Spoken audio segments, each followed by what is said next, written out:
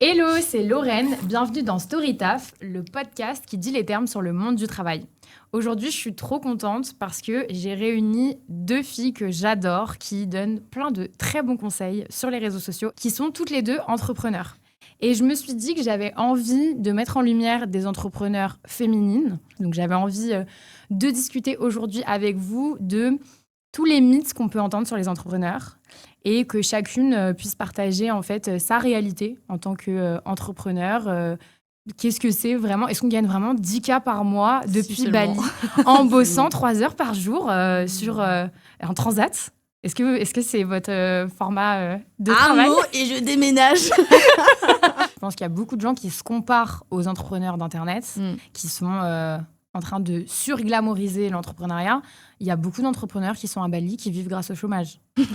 Non, mais faut le dire. Ouais. C'est hyper con, surtout que là-bas, le coût de la vie il est extrêmement faible.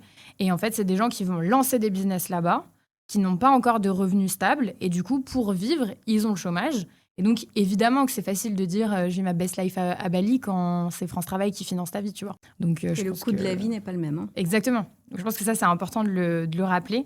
Est-ce que toi, tu te verrais quitter la France, Laura? Non, pas du tout. Mais par contre, c'est dur d'entreprendre. Hein. C'est hyper dur. Est-ce que vous voulez dire un petit peu en quoi est-ce que vous entreprenez? C'est quoi vos structures? Ouais. Vas-y. Moi, je travaille sur le même thème que toi.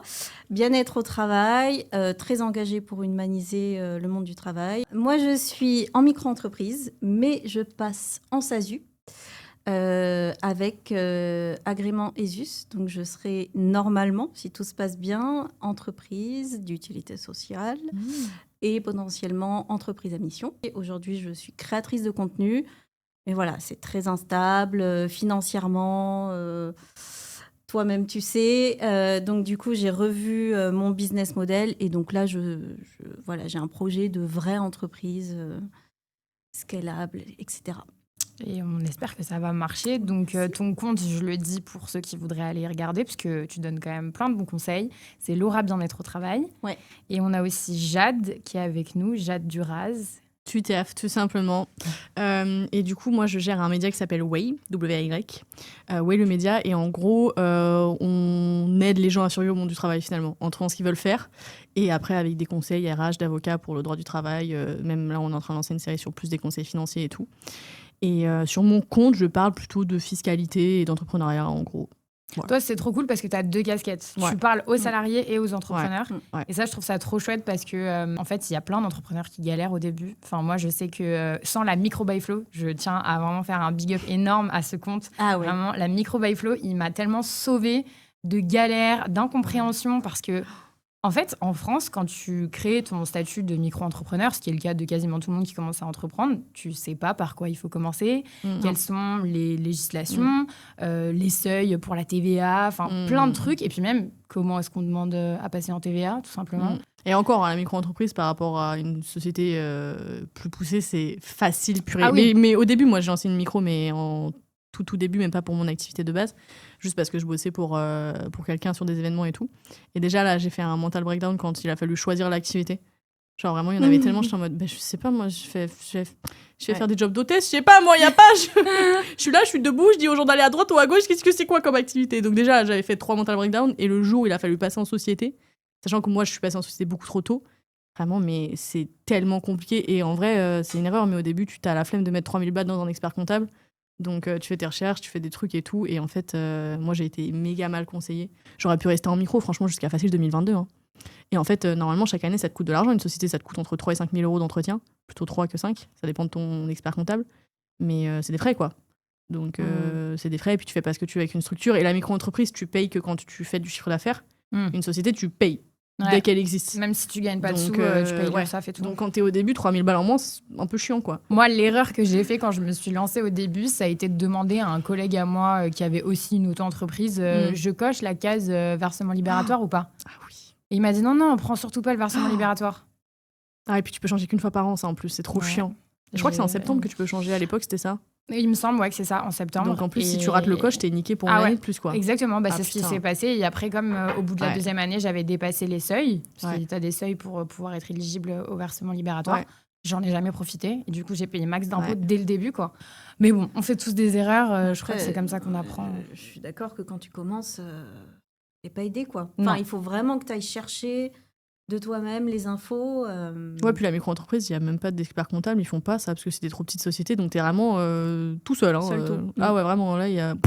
Franchement, ChatGPT quand même. Il régale. Aujourd'hui, Hein. oui, maintenant, bien. ça aide. Hein. Ça aide de fou, hein. Moi, j'ai déposé justement Storytaf comme une marque auprès de l'INPI. Alors, je vous dis pas le parcours du combattant, je ne comprenais absolument rien. J'ai demandé à ChatGPT de me faire un tuto. Ouais. Et j'ai réussi. Ma vie. Vraiment. Donc, voilà, Storytaf, c'est à moi. C'est à moi. Tu as raison. Et d'ailleurs, faut le dire, chaque chose qu'on fait, quand on entreprend, ça coûte de la thune. Donc, par exemple, déposer un nom de marque, j'ai rien fait, j'ai juste dit c'est ma marque à moi. 200 à 300. Voilà, 200 300 balles. Et c'est que pour la France. Et c'est que pour la France. Et puis c'est quand t'as pas fait des trucs trop exhaustifs, que t'as pas dit que tu voulais que ce soit pour aussi si tu veux faire du merch un jour ou quoi que ce soit, vraiment c'est le prix d'entrée, quoi. Ouais. C'est un truc qui est important aussi à dire justement sur tous ces entrepreneurs sur LinkedIn qui se la racontent. Ils parlent en brut. Voilà, la différence entre le chiffre d'affaires et ce que tu gagnes vraiment, c'est important de le dire parce que oui, je fais 10K par mois, d'accord, mais tu dépenses combien ? Tu payes combien d'impôts? Ouais, puis 10K par mois, tu les fais rarement tout seul, t'as des charges en général, donc t'as des prestats que tu payes, il y a plein de trucs. Hein. Puis c'est hyper dangereux parce que je crois qu'il y a un jeune sur deux qui veut être à son propre compte ou monter une boîte. Donc, faut qu'ils aient conscience aussi que c'est pas forcément facile. Toi, tu t'es lancée quand tu étais à l'école encore? Ouais, j'étais à la Sorbonne. J'ai commencé à me pencher sur le sujet pendant la fin de ma première année. Donc t'as jamais été salariée? Non. Ça, c'est ouf, en vrai, parce que je pense que quand même la majorité des entrepreneurs ont été salariés d'abord et ensuite... Non, mais du coup, j'ai travaillé en freelance, en externe pour quelqu'un. Et en vrai, ça se passait très bien. Genre, le mec était super, c'est quelqu'un que je connaissais, donc j'ai été pistonnée, et c'était, le contexte était trop bien et tout, mais je me faisais trop chier, quoi. Je regardais la pendule, j'étais en mode, mais ça peut pas être ça, ma vie, quoi. Je peux pas passer 40 ans à regarder la pendule et attendre qu'il soit 17h30 pour être libre. Et maintenant, c'est vrai que je me dis qu'en soi, j'ai construit un actif qui fait que même si je crache la boîte, je serais pas à la rue. Tu vois, je serais pas à la rue. Moi, j'ai mes réseaux perso aussi qui sont distingués de la boîte. Donc, en soi, je sais que je pourrais toujours vivre avec mes réseaux. Et puis que j'ai développé des compétences que je pourrais valoriser, tu vois. On m'a proposé plusieurs fois des CDI depuis que j'ai commencé à entreprendre. Je sais que le réseau que j'ai fait que j'aurais pas de mal à rebondir. Donc, c'est vrai que c'est plus un truc qui m'inquiète. En fait, le seul truc, c'est que si je crache la boîte, j'aurais le seum parce que c'était le projet de ma vingtaine, tu vois. Ouais. Je me dirais un peu, putain, j'ai passé 6 ans dessus là et c'est fini. Je pense que je ferais une dépression de crise existentielle, tu vois. Mais fondamentalement, je serais pas dans le besoin, tu vois. Mais en soi, quand tu montes une boîte, quand t'es étudiant, c'est une prise de risque plus, non ? Pour moi, ça l'est moins, justement, parce qu'en fait, en soi, j'étais boursière, je vivais des APL, j'étais en mode, quel risque je prends ? Tu vois ce que je veux dire ? Parce que moi, dans ma tête, tu vois, tu montes ta boîte, imagine, j'en sais rien, t'as une galère dans la vie, t'es en burn-out ou quoi, t'arrêtes du jour au lendemain. En fait, t'as pas de chômage. Oui. Oh, mais j'aurais jamais le chômage ni la retraite, hein, mais je suis en paix avec ça. Hein, je dors sur mes deux oreilles. Quand tu commences après le salariat, moi, je trouve, dans ma tête... Mais parce que t'as été salarié. Ouais, dans ma tête, c'est plus logique. Mais je pense que quand tu l'as jamais... Enfin, moi, j'ai jamais cotisé pour quoi que ce soit. Enfin... Après, les impôts et mes employés cotisent, du coup. Mais moi, personnellement, pour ma propre retraite et tout ça, non. Pas comme ça, en tout cas. Donc, en fait, ça n'a jamais été une option pour moi, le chômage. Okay, je comprends. Donc, en fait, c'est juste un truc qui n'a pas existé comme filet de sécurité. Et en fait, je vais pas mentir, par contre, les premières années, l'insécurité financière, du coup, c'était quelque chose, quoi. Parce qu'en plus, je travaillais beaucoup. J'ai fait en dessous du seuil de pauvreté pendant 5 ans. Peut-être un peu moins. Et donc, en fait, en plus, même quand la boîte commence à faire de l'argent, mais je pouvais toujours pas me dégager un salaire parce qu'il faut y aller quand même. Tu vois, ça crée une frustration de fou aussi. Clairement. Et en plus, un décalage, je suis en mode, OK, on signe des gros contrats avec la boîte et moi, je suis là, je vis en dessous de la pauvreté, genre. Et ça a duré un certain temps, hein, parce que j'ai choisi de réinvestir pour stabiliser avant de commencer à me dire, OK, là, je peux me dégager un peu un revenu et commencer à être plus stable. Donc, en fait, ça a été un gros changement quand même, le soulagement quand j'ai pu commencer à me dégager un revenu stable. C'était incroyable, quoi. Mais pour moi, c'était pas un gros risque, puisque je me disais, au pire, je suis étudiante, tu vois. Puis j'avais pas eu l'habitude de vivre avec beaucoup, donc au pire. Et même aller au resto, au ciné et tout, moi, ça existait pas dans ma famille, donc en fait, où c'était très rare. Donc en fait, j'avais pas l'impression de me priver non plus de trucs de fou, c'était plus une continuité. Donc en fait, factuellement, mon niveau de vie n'a fait que d'augmenter, tu vois. Donc forcément, je pense que t'as moins l'impression de prendre un risque, parce que tu perds rien. Toi, Laura, tu te verrais demain retourner dans le salariat ? Oui. Ouais, parce que moi, je suis une sociable. Et donc, franchement, d'avoir des collègues, ça me manque de ouf. Ça me Moi manque aussi, de avoir des dingue. collègues, ça me manque. C'est Je très comprends. dur de Ouais. bosser. Enfin, toutes les deux, on est solo-entrepreneurs. Pour moi, c'est très, très dur de ne pas pouvoir brainstormer, de ne pas pouvoir aller prendre des cafés avec des collègues, de ne pas déjeuner avec des collègues. Moi, ça, c'est quelque chose qui me... Tu vois, il y en a qui veulent tout quitter, le salariat, pour être à leur compte, pour être tranquille chez eux. Moi, c'est tout l'inverse. Donc, à un moment donné, j'avais hésité à faire un peu des deux. Un peu de salariat. C'est courant. Ouais, c'est courant, mais moi, dans mon ancien taf, donc moi, j'étais consultante e-commerce, et moi, dans mon ancien taf, il n'y a pas de taf à mi-temps, ça n'existe pas. C'est taf à plein temps ou rien. Donc, voilà, j'ai pas forcément cherché, j'ai pas trouvé, donc je suis restée là-dedans, mais moi, je suis d'accord, la précarité, quand tu commences... Et ça en peut tant durer qu'entrepreneur. très longtemps, en vrai, la précarité. Moi, Là, c'est j'avais mon des plus gros stats. problème. Hein. J'avais des stats pour les micro-entrepreneurs. 50% des micro-entrepreneurs gagnent moins de 340 € par mois, selon l'INSEE. Ah ouais. Donc 340 € par mois, vraiment, tu fais rien avec ça. Ouais. Et plus de la moitié perçoivent moins de 4 000 € par an. Ouais. Donc c'est vraiment rien. Et il y a environ un tiers des auto-entrepreneurs qui restent actifs 5 ans après avoir créé leur micro-entreprise. Ouais. Donc en fait, il y a énormément de gens qui essayent, et malgré le taf et malgré les idées, etc., ça ne marche pas. Et pendant plusieurs années, ils vont accepter la précarité, vivre en dessous du seuil de pauvreté, etc. Mais au bout d'un moment, tu es obligé en fait de choisir. En fait, mais c'est vrai que c'est grave important de rappeler ces stats. J'avais vu que moi qui avait genre quand tu peux juste vivre au-dessus d'un SMIC de ton activité, tu fais partie du top tier des entrepreneurs. C'est incroyable. C'est zinzin. C'est fou. Genre c'est zinzin parce que c'est vrai qu'en fait sur les réseaux t'as l'impression que c'est facile genre. Tu les écoutes toute la sainte journée, t'es là en mode comment passer à 5 000 € par mois en 3 mois. T'es en mode, bah évidemment bien sûr c'est facile. Achète ma formation. Dis-moi tout Antoine, dis-moi tout. Mais en fait c'est vrai que factuellement c'est le cas d'assez peu de personnes, et puis surtout que ça dépend ce que tu cherches. Effectivement, si ce que tu cherches c'est que de l'argent, oui ça va vite. Si ce que tu cherches c'est de l'impact, c'est plus long. Ouais. Bah Laura, justement, je pense que c'est ce qui rend le job difficile dans ce que tu fais, c'est que toi, tu as vraiment un projet à impact. Ouais. Et puis, en plus de ça, moi, je veux vraiment incarner ce que je raconte sur les réseaux sociaux. Tu vois, montrer que c'est possible de monter une boîte à la semaine de 4 jours, avec des horaires flexibles, etc. Je pense que ça, tu le fais peut-être aussi un peu. Mais typiquement, moi, il y a un sujet, tout le monde m'a dit, prends un stagiaire ou prends un alternant. Bah ouais, mais attends, si je réfléchis, j'ai pas de locaux. Donc déjà, j'ai pas un local à offrir à un stagiaire. Je sais qu'un stagiaire, il est là pour apprendre. Donc ça veut dire qu'il va falloir que j'alloue du temps de formation aux stagiaires. Mais j'ai pas de temps, puisqu'en fait, je fais déjà le taf de 10 personnes. Et donc, je vais pas pouvoir l'accompagner vraiment bien. Et donc, il y a toutes ces questions qui rentrent en jeu. Tu vois, la plupart des entrepreneurs se disent prends un stagiaire, prends un alternant, comme si c'était des salariés seniors. Mais même pas, comme si c'était de la marchandise, tu vois, de la main-d'œuvre pas chère. Un stagiaire, un alternant, en fait, ça va me permettre de gagner plus sans avoir besoin de le payer grand-chose. Et malheureusement, je suis pas hyper fan de l'idée, tu vois. Ouais. Mais est-ce que tu veux expliquer un peu c'est quoi ton projet d'entreprise pour qu'on comprenne un peu ce que je veux dire par impact? Attends, des grands déjà, termes. moi, j'arrive pas bien à le pitcher, alors je te demande de faire un test. Moi, pour moi, c'est un outil RH, ce que tu es en train de créer. Ouais, RH et marque employeur. En gros, je mets en avant les bonnes boîtes, les bonnes initiatives. Donc déjà, je le fais sur les réseaux sociaux comme toi. Mais là, je crée une map qui va permettre aux candidats de géolocaliser autour de les entreprises qui recrutent dans leur secteur d'activité et de filtrer en fait sur les conditions de travail et les valeurs de l'entreprise qui matchent avec leurs propres attentes. Typiquement, il y a des gens qui rêvent d'amener leur chien au travail, ou il y a des gens qui rêvent d'être en 100% télétravail, ou d'avoir des horaires flexibles parce qu'ils ont des enfants, parce que voilà, le monde évolue. Et je trouve que c'est hyper opaque aujourd'hui de trouver ces boîtes. Et donc, voilà, une map, pour moi, c'est la première en France. Et donc, moi, je ne suis pas une plateforme de recrutement avec des annonces, etc. Mais c'est vraiment, j'inverse le processus de recrutement. On recherche d'abord une bonne boîte autour de soi, donc ça veut dire meilleur équilibre vie pro vie perso qui match dans tes attentes, et ensuite tu cliques et tu t'es renvoyé sur soit une plateforme de recrutement, soit un site carrière, etc.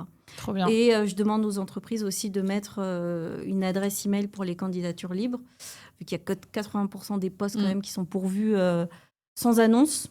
Sauf que voilà, tu vas les chercher où les emails, et donc là, il y aura vraiment tout répertorié. Donc ça, c'est un des outils.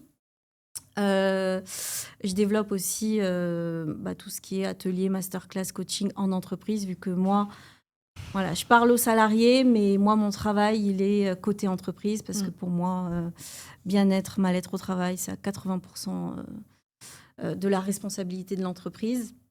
Et puis après, moi, le plus gros de mon travail, j'ai développé un protocole de performance sociale, donc qui va aller chercher les leviers prioritaires par rapport à ton levier T. Donc là, ça veut peut-être rien dire, mais si je vous prends un exemple, je fais un diagnostic, je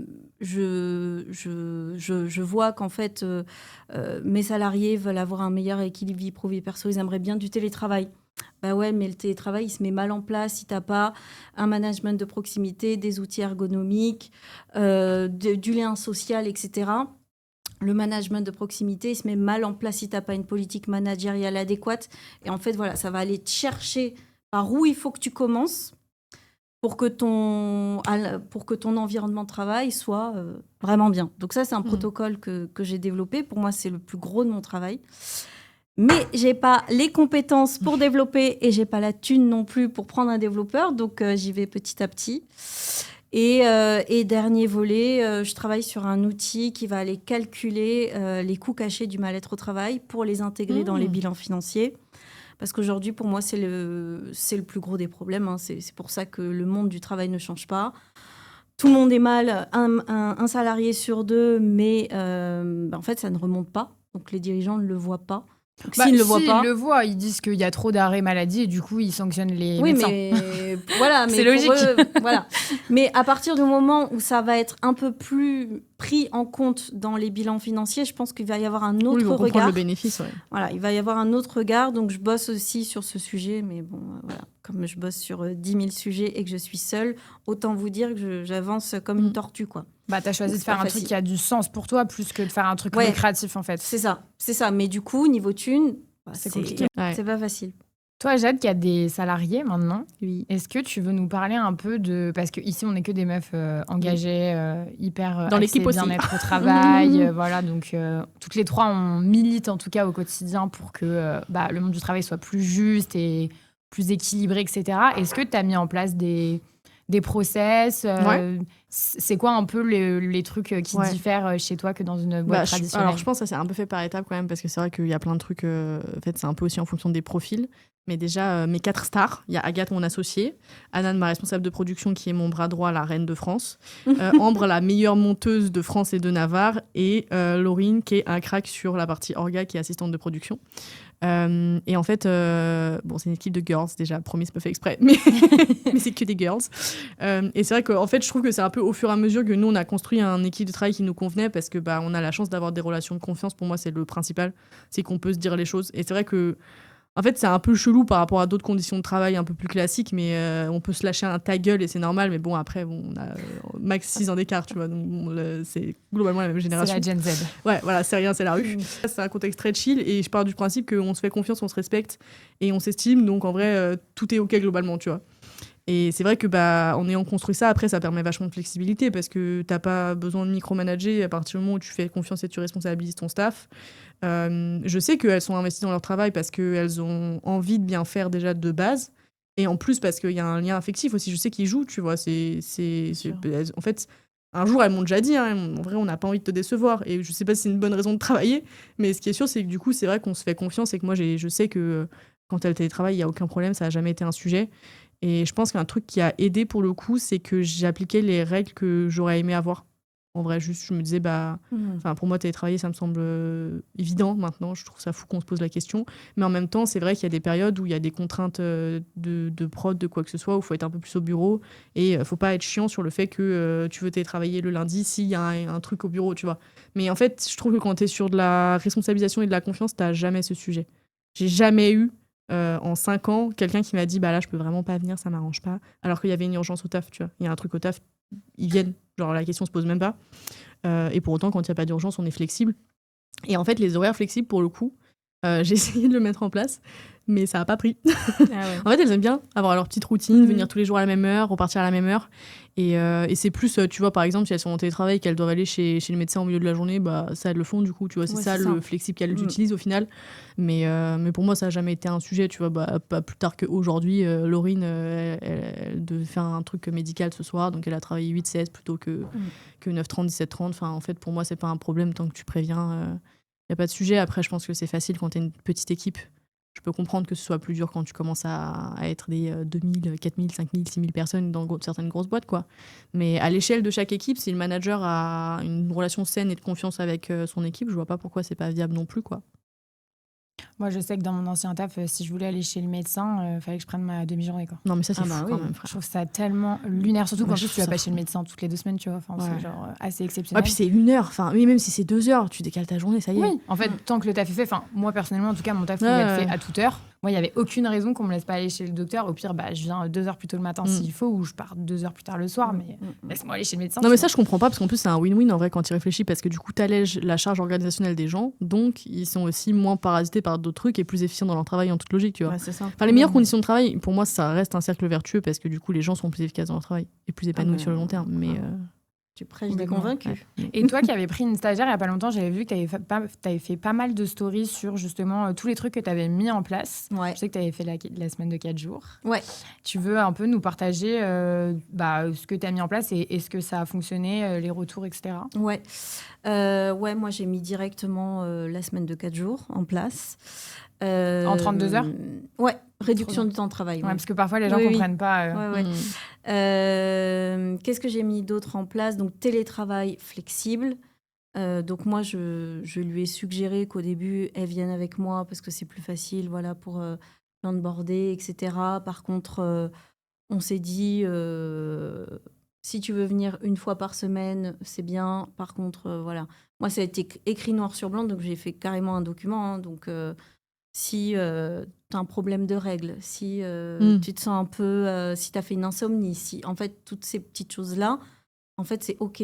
Si tu me dis le matin, j'ai un problème de transport, c'est OK en fait. Il n'y a même pas de sujet là-dessus. Et télétravail obligatoire, dès que tu vois, tu sens un peu que tu as mal à la gorge, que tu as mal à la tête, mais pas assez pour t'arrêter. Moi, ça, c'est télétravail obligatoire. Ça, je comprends même pas qu'on n'en arrive pas encore là dans les entreprises. Tu vois, enfin, tu vas contaminer tout le monde, tu vas me contaminer moi, je vais pas être productive. Enfin, c'est quoi le... Puis même, c'est mieux quand tu as mal à la gorge ou mal à la tête d'être tranquille chez toi Bien sous ton sûr. plaid. Donc, vraiment, télétravail flexible, horaire flexible. Elle était un peu comme les filles qui travaillent avec toi. Elle aimait bien avoir, arriver à l'heure. Mais pareil, si elle avait des... Voilà, elle me disait, j'ai un rendez-vous médical. Oui, il y a même pas de sujet. Toutes les semaines, un suivi hebdomadaire. Je la forçais, entre guillemets, à faire une rétrospective sur sa semaine passée. Qu'est-ce qu'elle a fait de bien, de quoi elle a besoin pour être bien dans son travail, est-ce qu'elle a des process qui lui manquent, est-ce qu'elle a des outils qui lui manquent, comment elle veut que je travaille, comment elle veut travailler avec moi, pardon.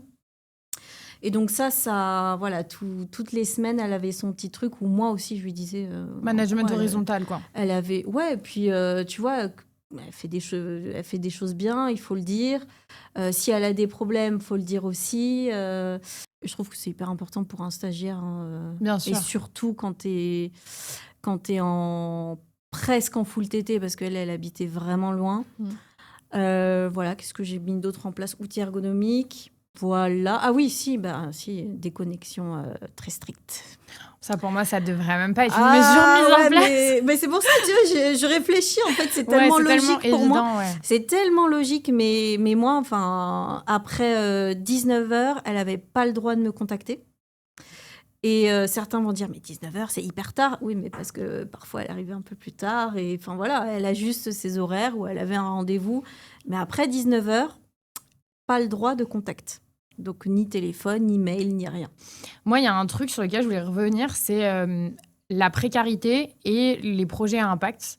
Nous, on a choisi de s'axer sur le bien-être au travail, Donc, forcément, il y a des boîtes avec lesquelles on ne veut pas bosser. Moi, pour faire du contexte, si jamais il y a des gens qui nous écoutent qui ne savent pas du tout ce que je fais, je suis créatrice de contenu sur les réseaux sociaux. Je parle principalement d'emploi, mais aussi de féminisme, d'actualité. Enfin, ça peut varier, mais principalement d'emploi. Et à côté de ça, j'en parle jamais, mais je fais aussi du consulting pour des entreprises. Donc en ce moment, j'accompagne un syndicat qui veut se lancer sur les réseaux sociaux et donc je les aide à comprendre un peu comment ça marche. Moi, en tant que justement personne engagée, qui milite pour le bien-être au travail et qui suit en plus une ancienne salariée qui n'a pas forcément été très bien traitée dans ses jobs, je refuse beaucoup en fait de projets, alors que je pourrais me dire non mais c'est de la thune et je vais pas cracher sur cet argent. Et en fait quotidiennement, je refuse vraiment peut-être 50% de ce qu'on me propose parce que l'entreprise en question, elle a des casseroles, parce que c'est une entreprise qui pollue énormément et j'ai pas envie d'associer mon image à ça et de leur donner de la visibilité, parce qu'on n'a pas les mêmes valeurs, enfin pour 1000 raisons. Quand on fait des choix, il y a un moment où tu acceptes que ton confort il va baisser parce que tu vas faire moins de thunes. Mais je trouve que c'est aussi important parce qu'on a le choix de pouvoir le faire. C'est-à-dire que quand tu es salarié, on te dit tu bosses sur ce client, tu bosses sur ce client en fait. Tu n'as pas le choix, même si c'est je sais pas, le plus gros pollueur au monde, c'est ton taf. Là, je trouve que quand même la richesse de l'entrepreneuriat, même si ce n'est pas une richesse monétaire, c'est de pouvoir dire non à des projets qui ne nous correspondent pas. Mais c'est important de dire quand même qu'on n'est pas tous blindés. Parce que moi, j'ai l'impression qu'il y a beaucoup de gens qui ont l'image justement de... on a des abonnés sur Internet, par exemple, donc on est forcément riche. I wish. Il y a quelqu'un qui m'a dit quoi la dernière fois ? Ton chiffre d'affaires, il ne correspond pas au nombre d'abonnés que tu as par an. Donc, imaginons, j'ai genre 150 000 abonnés sur Insta, donc je fais 150 000 € de CA par an. J'étais en mode... Mais si ça marchait comme ça, ce serait trop bien, tu vois. Mais tu sais que j'ai étudié, il y a pas mal de médias. Les médias, pour le coup, pas les créateurs de contenu, pour lequel c'est pas tout à fait faux. Ok. Ou genre, t'as quand même ça donne un bon indicateur. Ah moi, en tout cas, pas du tout. En tout cas, de la data que j'ai pu récupérer en interne des différents que je connais et tout. Ok. Mais je pense que pour les créateurs de contenu, c'est différent parce qu'en fait, t'as un média, au bout d'un moment, tu staffes des gens, tu dois salarier, t'as des sorties mensuelles, donc au bout d'un moment, t'es en mode... Oui, on va travailler avec vous. Oui. Allez, venez. De toute façon, sinon on paye pas le staff là, le mois du prêt. Donc, voilà. Surtout que le média, je trouve que c'est plus neutre dans le sens où... Ouais, c'est pas toi, c'est pas ton image de fou. Bien sûr, tu t'associes pas de la même manière et puis généralement t'interviews quelqu'un de l'équipe ou pas d'ailleurs, mais effectivement les médias peuvent se permettre parce qu'il y a plus de distance. C'est que même ce matin, ma mentor, je lui sors, je vais faire un podcast avec Lorraine, etc. Je suis stressée parce que ça va être vu et machin. Et je lui dis que tu as 600 000 abonnés. Je ne sais plus exactement combien tu en as. Et elle me dit, elle a 600 000 abonnés, elle ne te paye pas. Elle doit être blindée. Lorraine, le chèque. Je vous paye en cake au citron, les meufs.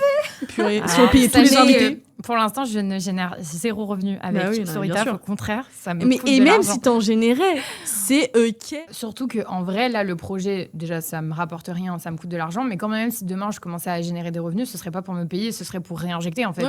Pour payer un monteur, évidemment, pour payer un graphiste. Enfin, ce serait pas pour moi. Donc ça aussi, je pense que c'est important de le dire parce que j'ai l'impression que les gens se rendent pas forcément compte. Ouais, et puis on refuse beaucoup de partenariats. Moi, en 2024, je les ai comptés. Je les ai mis dans mon petit Excel. J'ai compté... Pourquoi tu te fais du mal ? Je sais pas. Tout cet argent que j'aurais pu encaisser. Si j'étais une meuf qui avait pas de principe. Mais non, tu vois, 2024, j'ai eu 115 demandes de partenariat. Alors, rémunéré, pas rémunéré, hein. Il y avait les deux. Ouais, parce que je te paye le train et je te donne une potato, ça va 2 minutes. Hein. Ouais, voilà. Mais c'est bon, c'est tellement 115... ça. Je trouve que pour une première année, c'est ouf. Ouais, c'est incroyable. C'est ouf. Combien de témus ? Ouais, combien de témus ? À peu près la moitié. Laisse tomber. Mais sur les 115, j'ai fait 15 rémunérés. Slime. Mais en fait, pourquoi ? Qu'est-ce qui fait que tu refuses ? Tu vois, typiquement, j'ai refusé... Quel brief ? J'ai refusé de faire un truc d'influence pour une très grosse boîte qui voulait que je fasse un POV recruteuse. Donc, en gros, je suis la RH de la boîte en question et je dis, venez dans la boîte. Moi, je leur ai dit, les gars, je peux pas faire ça, en fait. Okay. Pour moi, c'est Tu me diras qui impossible. c'est en off. Ouais, en off, je vous dirais. Mais vous voulez que tu fasses croire aux gens que tu travaillais là-bas pour les attirer? Ouais. Oui, enfin, Ah ouais, un non, pauvre, quoi. c'est hyper Un pauvre en malhonnête. mode, Et c'est super une là-bas. très grosse boîte. Ah ouais. Ah ouais, Mais pourquoi tu leur as pas fait un contre-brief en mode bah ça c'est pas C'est ce que possible, j'ai fait. vous êtes fous, mais C'est par ce contre que je veux j'ai faire ça? Ah ouais, et c'est pas passé? Non. Mais alors soit j'ai pas d'éthique, soit j'ai que des agences pépites dans ma boîte mail, mais moi c'est très rare que je refuse. Hein. Ah ouais? Ouais, bah parce qu'en fait c'est souvent grave cohérent. Ah ouais. Genre il y a rarement des trucs où je me dis non mais ça n'a aucun rapport avec ma ligne éditoriale, donc vas-y next, tu vois. Moi, je peux te dire non, par exemple, même si c'est super cohérent, si je tape le nom de l'entreprise et que je Ouais. vois un truc qui date d'il y a 1 an, harcèlement sexuel, Ouais. ils ont viré la personne qui s'est plaint et ils ont gardé la personne accusée, enfin tu vois, des trucs comme ça, c'est impossible. Mais ça aussi, c'est un sujet, moi, je suis mal à l'aise de faire la promotion d'un truc qui est extrêmement cher. Ouais. À des gens qui sont dans un mal-être psy ou physique à cause du taf. Ouais. Parce que je trouve que en quelque sorte, c'est capitaliser sur le mal-être des Moi, gens. c'est du marketing de la dépression. Voilà, et je suis extrêmement mal à l'aise de promouvoir des coachings bien-être, plein d'outils qui existent aujourd'hui qui vont coûter des milliers d'euros. Et qui, en fait, moi, j'ai aucune garantie que ça va fonctionner. Ça se trouve, ça marcherait super bien sur certaines personnes, mais dire à quelqu'un, ce service coûte 5000 balles, c'est pas finançable ni avec le CPF, ni avec France Travail, tu dois payer de ta poche, mais t'inquiète pas, après, tu te sentiras mieux. Ouais, On sait pas sur quel critère, tu vois. Ou alors, t'inquiète pas, après, tu trouveras un taf qui suit pour leur garantir qu'ils vont trouver un taf. Donc ça, c'est le genre de truc où ça me met très mal à l'aise de capitaliser sur ça. Est-ce que vous avez l'impression que c'est plus dur d'entreprendre parce qu'on est des femmes? Ouais. Oui et non. Tu veux commencer peut-être, t'as un truc là-dessus? Moi, j'ai grave changé d'avis dessus. Moi, je trouve pas. Ok. Moi, je trouve que c'est dur parce que déjà, j'ai pas d'entrepreneur dans ma famille et j'ai pas fait les études pour. Je trouve que c'est... Mais je trouve que ces deux combinés, je pars de très loin en fait par rapport aux autres. J'y connais rien en fiscalité, tes vidéos m'aident beaucoup. T'inquiète, on sera bien. J'y connais rien en fiscalité, j'y connais rien en juridique. En fait, tu vois, je pars de tellement loin que je trouve que c'est le plus dur dans tout ça en fait. Ouais, tu dirais pas c'est dur parce que je suis une femme, c'est dur, point. C'est dur, point. Mais par contre, parce que moi, je suis plutôt, j'y vais, j'enfonce des portes, j'y vais en mode culot, parce que je suis très, je suis comme ça. Et donc, je le vois pas en tout cas que ça me pénalise en tant que femme. Par contre, ce truc de je viens pas du milieu qu'il faut, ça oui. Mais je pense qu'en fait, il y a plein de biais d'éducation des femmes qu'on a intériorisés et qui bloquent énormément dans l'entrepreneuriat. Donc factuellement, t'es pas là en mode oui, si je galère, c'est parce que je suis une meuf. Bon, après, moi, il y a eu des trucs où genre j'arrive à un événement avec mon mec et on parle à mon mec, on croit que c'est lui qui a monté la boîte et tout, tu vois, classique. Mais c'est anecdotique, tu vois. C'est pas ça qui fait que je galère à monter une boîte parce que je suis une femme, tu vois. Mais par contre, je pense que c'est vrai qu'on a été éduqués d'une certaine manière et que ça n'aide pas du tout à avoir les armes pour entreprendre. Use case, vraiment véridique. Les femmes, quand elles font une levée de fonds, en général, elles demandent un demi-million. Parce que vas-y, un demi, j'entre dans les frais. Ouais. Les hommes, ils demandent 1 million. Il n'y a pas de demi, pourquoi faire pour aller où, tu vois, c'est 1 million tout de suite. Mais même sur tout ce que vous dites sur le rapport à l'argent et tout. Hein. Ouais. Alors, je ne veux pas généraliser, mais il y en a beaucoup de femmes qui vont se poser ces questions, beaucoup moins d'hommes qui vont se poser ces questions.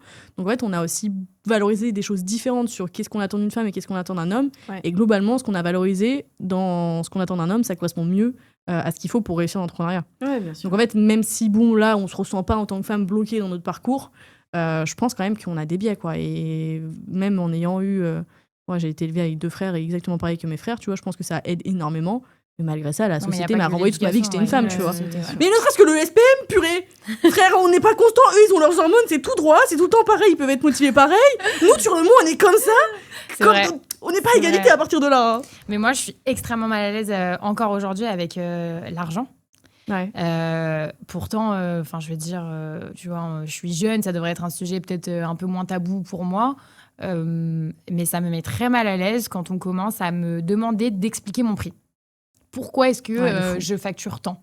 Je devrais vraiment des gens qui te demandent ça ? Oui, que je doive justifier mais je mon suis prix. sûre que c'est parce que tu te rends pas compte, mais dans la façon dont t'amènes, c'est sûr que tu dois être trop soft. Ah, mais je suis totalement d'accord avec toi. Et d'ailleurs, là, je suis en train de lire un livre en ce moment, justement sur... Arrêtez d'être désolée. T'as dit quoi? Arrêtez d'être désolée.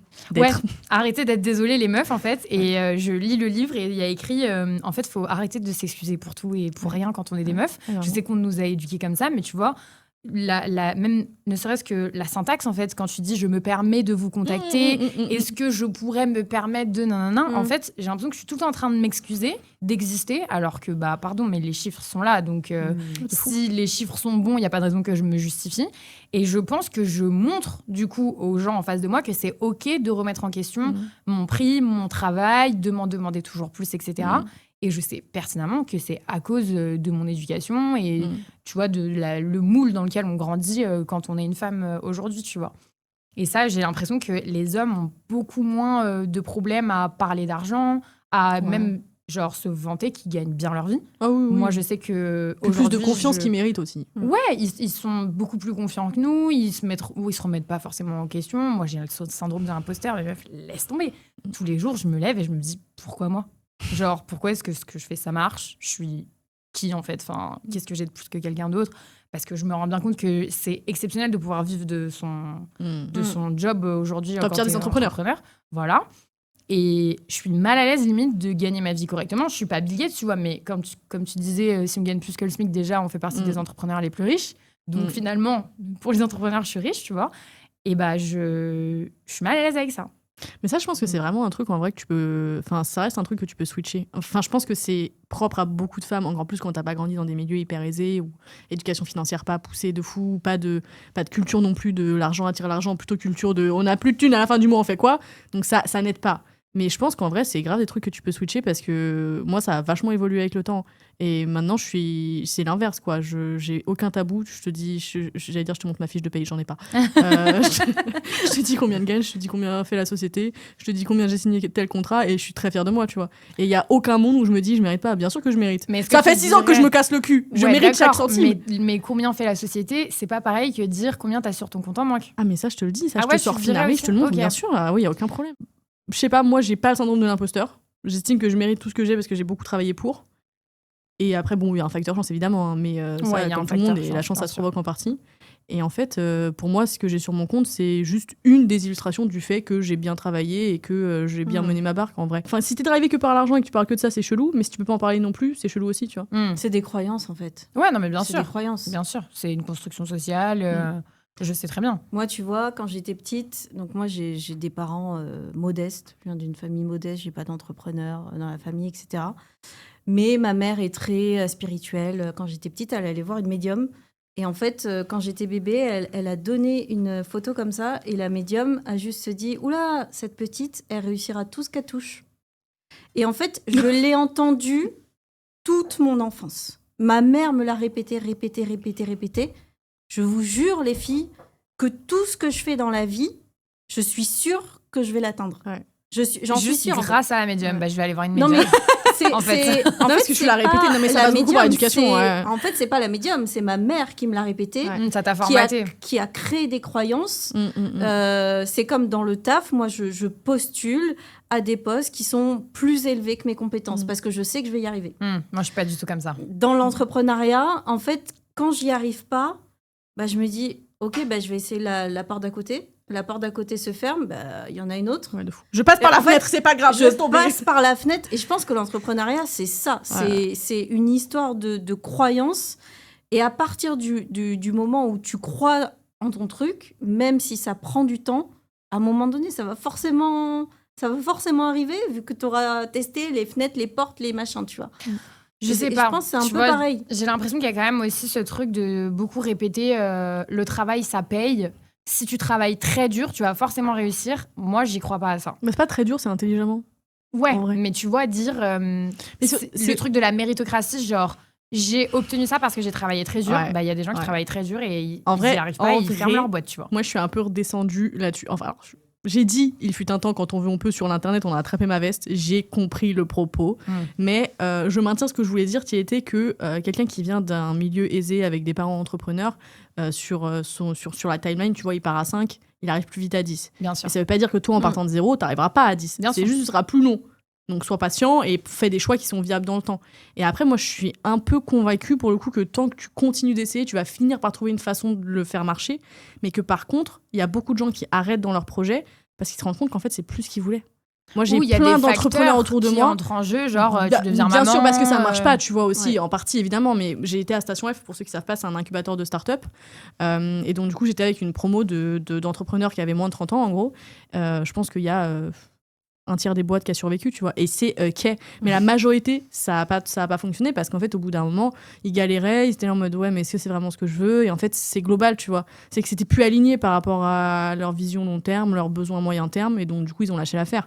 Mais je pense pour le coup que quand tu lâches pas l'affaire et que tu arrives à avoir une situation intermédiaire qui est acceptable, pas confortable, mais acceptable, ça finit par marcher, quoi. Mais ça demande de vraiment faire un choix qui est aligné. C'est pour ça que moi, je regrette pas rétrospectivement d'avoir choisi d'entreprendre dans un truc qui faisait sens pour moi, parce que je pense que si ça avait été que pour l'argent, j'aurais pas tenu. Ah non, mais ça, c'est sûr. Moi, je pense que quand t'entreprends, mais globalement, tu vois, même quand tu fais des vidéos, parce que les gens s'imaginent que quand on fait des vidéos, on est riche. Quand tu fais des vidéos, si tu fais ça que pour la thune... Ouais, mais je pense qu'il y a des gens, ça doit leur suffire. Archi vite. Mais je trouve que c'est quand même important de déculpabiliser sur le fait que c'est pas parce que t'as pas travaillé assez dur que t'as pas réussi. Grave.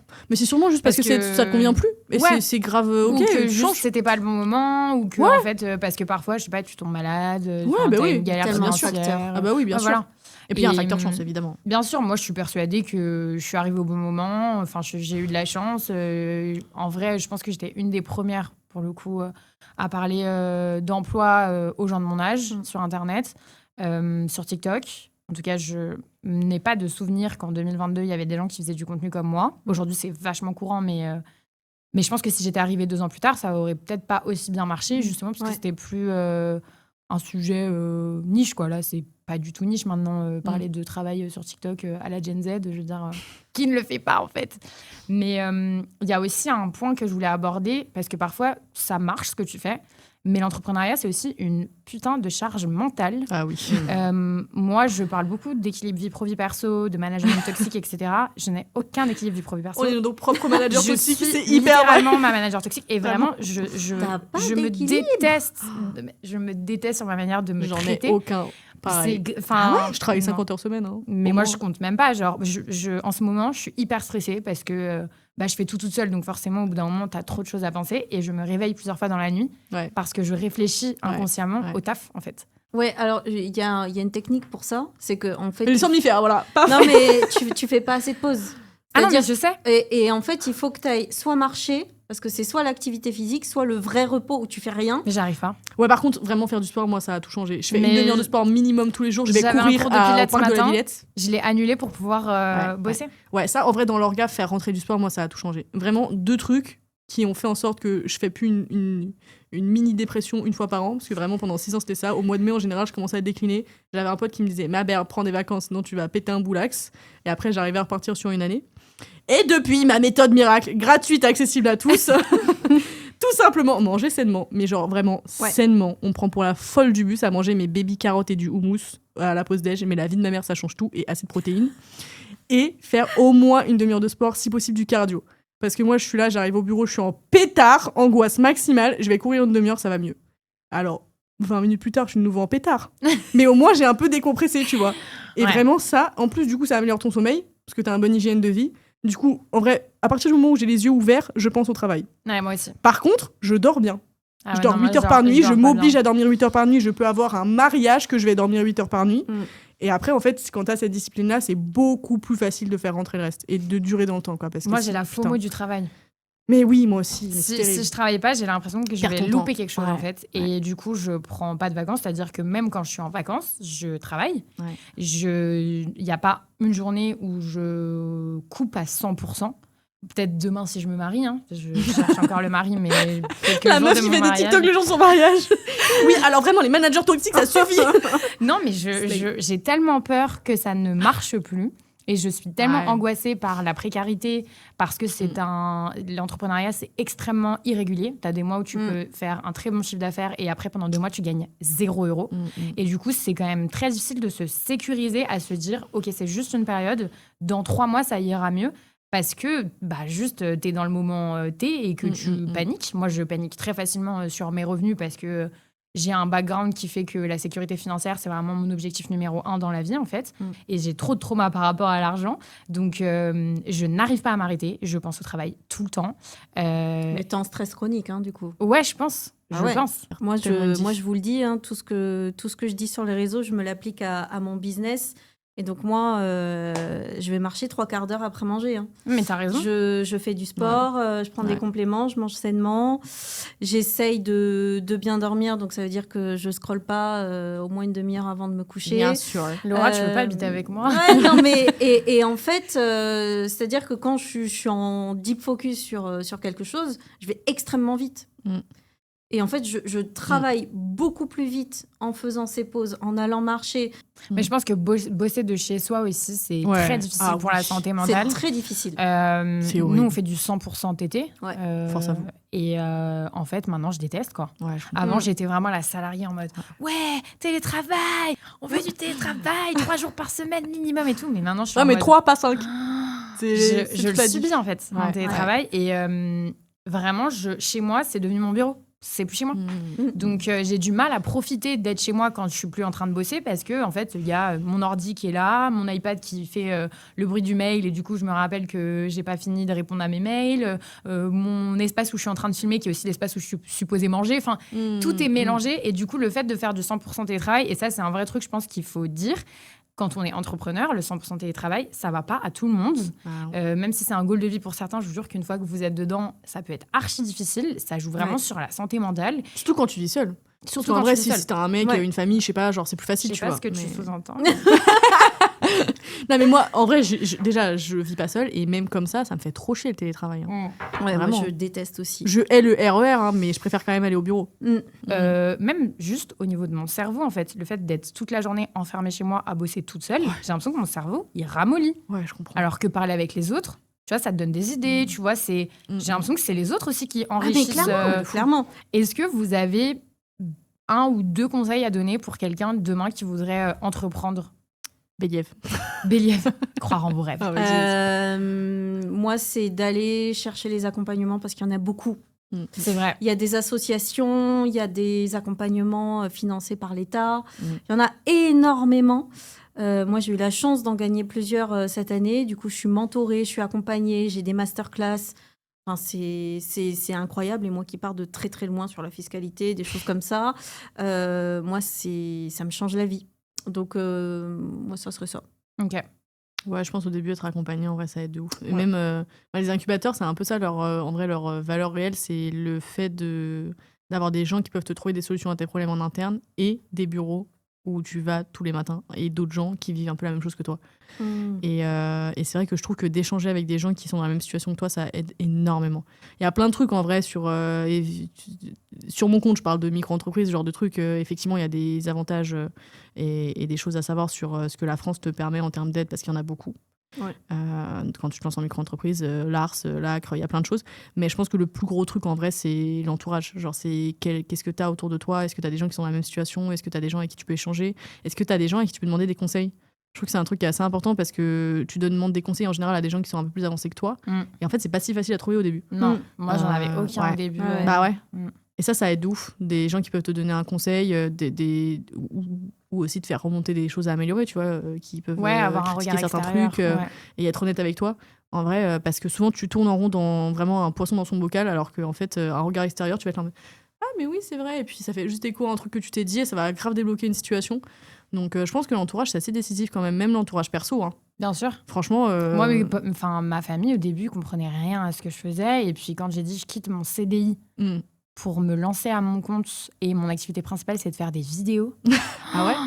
Oula. Moi, ma mère, elle comprend rien, la reine, mais elle est en mode vas-y, ma fille, c'est bien. Moi, maintenant, ils sur sont TikTok, grave ok, c'est bon pour vous. Full support. Moi, ils savent pas ce que je fais. Mon père, maintenant, commente toutes mes vidéos. Oh, Mimi, ma vie. Alors qu'au début, t'es en minimum. mode, tu vas quitter ton CDI, ma belle, t'es sûre? Ouais, et maintenant, c'est vraiment best supporter. Le dernier épisode du podcast, il l'a écouté en entier, il m'a envoyé un message pour me faire un feedback et tout. J'étais en mode, mais t'as écouté mais au bout de combien de minutes temps? Enfin, moi, c'est une question parce que moi... Ça a pris du temps. Ouais, voilà. C'était pas immédiat. Famille, mais même mes amis, mes amis me... Tu vois, Qu'est-ce que tu fais, ma grande? Ouais. Mais ça, c'est ok, les gens sont sceptiques tant que ça marche pas. Hein. Exactement. Ouais, c'est ça, ils sont hyper sceptiques. Et moi, mes amis, en fait, ils me supportent pas forcément dans ce que je fais, tu vois. Au début, j'adore ma sœur. C'est la première personne de ma vie. Ma sœur me disait, tu me mets mal à l'aise. Ouais. Tes vidéos, ça me met mal à l'aise. Genre, c'est cringe. Parce que je parlais toute seule derrière une caméra et que personne regardait. Et en fait, littéralement, tout est cringe tant que t'as pas réussi. Oui, tout est cringe. Tout est cringe tant que t'as pas fait de la thune, tant que t'as pas des gens qui t'ont validé. Et une fois que t'as réussi, je mets vraiment des guillemets parce que j'ai pas l'impression non plus d'être la meuf la plus successful, mais en tout cas, une fois que t'as validé certains critères sociaux de réussite, genre j'arrive à vivre de mon activité, les gens valident ce que je fais, ils considèrent qu'il y a de la valeur, c'est trop con, tu vois, mais je sais pas, j'ai eu mon portrait dans Libération, ma famille, ils étaient comme des oufs. Alors qu'en vrai, ça n'a rien changé à mon activité, tu vois, je suis pas devenue plus célèbre ou plus riche derrière ou plus, je sais pas, pertinente, mais en fait, j'ai l'impression qu'il faut leur prouver que ton projet, c'est pas un projet complètement fou et irréaliste pour qu'ils t'apportent full support. Surtout nous qui faisons un peu des activités nouvelles, tu vois, les médias en ligne, Internet, etc. C'était des trucs qui n'existaient pas quand nos parents ils étaient jeunes. Et donc, il faut un petit peu faire de l'éducation sur ça. Mais une fois que tu as un peu réussi, t'inquiète, genre, c'est eux tes meilleurs supporters. Mais par contre, moi, dans mon entourage, tout le monde soutenait de fou. Hein. J'avais 18 piges, des rêves et une culotte. Et ma mère était en mode, vas-y, t'es la meilleure. Personne ne doutait, ou alors s'ils doutaient, ils l'ont pas dit, quoi. Moi, ça leur faisait peur parce que j'ai fait un bac+5, je bossais dans le secteur de mes études et que la sécurité du CDI, c'est un truc qui est vraiment valorisé par la génération de nos parents. Et c'est vrai que dire, en fait, je quitte tout, j'ai aucun filet. Moi, j'ai commencé, j'avais pas de quoi vivre suffisamment. J'avais des économies, mais j'avais pas un CA suffisant pour en vivre et j'avais pas le chômage. Donc, quand j'ai dit je quitte mon CDI et que mes parents étaient en mode caca culotte. Ma belle, qu'est-ce qui va se passer si ça marche pas? J'aurais dit si ça marche pas, je reprendrai un taf en fait. Enfin, il y a pas de souci. Tout simplement. Moi, j'ai plusieurs conseils à donner pour les gens qui veulent se lancer dans l'entrepreneuriat. Je refais un point sur le versement libératoire. Je suis désolée, mais si tu génères un minimum de revenus au début, en particulier si on cumule salariat et auto-entreprise, le versement libératoire, c'est hyper avantageux, vraiment. J'en ai fait des vidéos, je pense que tu en as fait des vidéos aussi, j'ai hâte dessus. Donc, si vous voulez vous renseigner sur ça, vraiment, à moins que vous fassiez 0 €, ça, c'est pas intéressant, mais ça devient très vite intéressant parce que c'est un impôt qui est beaucoup plus bas que l'impôt sur le revenu. Ensuite, le deuxième conseil, évidemment, c'est de suivre Jade et la Micro by Flo. Pour moi, c'est vraiment les deux personnes qui donnent les meilleurs conseils sur l'entrepreneuriat. Et le troisième conseil, c'est un conseil que j'aimerais, moi, m'appliquer. Parce que tu as remarqué, je donne des conseils, mais je ne les applique pas. De savoir déléguer. Vraiment, je pense qu'au bout d'un moment, quand ton activité, elle commence à prendre de l'ampleur et que tu as envie de te diversifier, parce que, en fait, c'est très bien pour la santé de ton activité de te diversifier, tu ne peux pas tout faire tout seul. Et vraiment, je dis ça, je devrais mettre un miroir quand je parle, parce que je fais tout toute seule et j'en peux plus de tout faire toute seule, parce que j'ai beaucoup de mal à déléguer. Et je pense honnêtement que même si déléguer, parfois, ça veut dire que ça va pas être exactement le rendu qu'on aurait voulu et que ça va coûter des sous aussi, ce qui est quand même un sujet quand on entreprend, et ça t'apporte quelque chose qui est une vision extérieure, une expertise extérieure et de l'espace mental. Moins de charge mentale. Voilà. Donc ça, pour moi, c'est un truc essentiel. Pas tout de suite, pas dès le début. Tu n'es pas obligé de déléguer quand tu commences ton activité, mais quand ça commence à vraiment prendre du temps, de l'énergie et tout, je pense qu'il faut savoir s'entourer. Ça, Jade, t'as su. Moi, je pense que dès que tu as les moyens de le faire, il faut le faire. Hein. Plus tu te mets dans la boucle d'essayer de tout faire tout seul, plus c'est difficile de déléguer aussi parce que tu as appris à le faire d'une manière où toi, tu veux que ce soit fait exactement comme ça. Et il faut juste accepter le fait que ça va peut-être être à 90% et pas à 100%, mais au moins, c'est fait en 2 fois moins de temps parce que c'est quelqu'un d'autre, quoi. Donc, si tu as le budget, il n'y a aucune raison de pas déléguer, en vérité. Hein.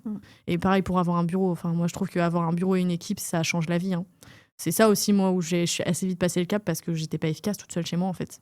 Ouais, tout simplement. Eh bien, on va s'arrêter sur ces précieux conseils. C'était trop chouette de vous avoir. Je mets évidemment vos réseaux sociaux dans la barre de description. Évidemment, on n'hésite pas à s'abonner au podcast, à mettre un avis positif. 5 étoiles seulement. 5 étoiles. Le reste n'est pas accepté. Je lis tous vos retours, les commentaires, etc. Et d'ailleurs, merci beaucoup. Storytaf, c'est un lundi sur 2. Et à très bientôt. Merci de nous avoir écoutés. Bisous!